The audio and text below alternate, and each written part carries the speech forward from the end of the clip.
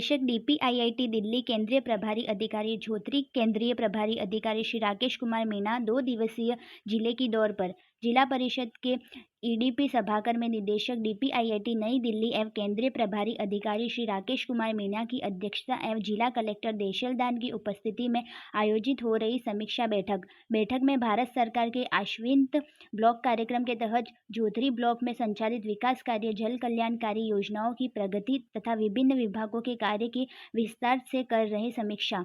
बैठक में उन्होंने अधिकारियों को योजनाओं के प्रभावी क्रियान्वयन और तय लक्ष्यों की समयबद्ध पूर्ति के निर्देश दिए गए। बैठक में मुख्य कार्यकारी अधिकारी हनुमान सिंह राठौर, अतिरिक्त मुख्य कार्यकारी अधिकारी रेखा गौड़, मुख्य चिकित्सा एवं स्वास्थ्य अधिकारी डॉक्टर अलंकार गुप्ता, अतिरिक्त मुख्य चिकित्सा एवं स्वास्थ्य अधिकारी डॉक्टर विपिन मीणा, प्रगति प्रसार अधिकारी मयंक चौबीसा सहित संबंधित विभागों के जिला स्तरीय अधिकारी एवं कर्मचारी उपस्थित रहे। अपने आसपास की खबरों को पाने के लिए भारत न्यूज़ नेटवर्क को सब्सक्राइब करें, वीडियो को लाइक करें और व्हाट्सएप पे ज़्यादा से ज़्यादा शेयर करें। रिपोर्टर दीपक बनोद, भरत पंड्या।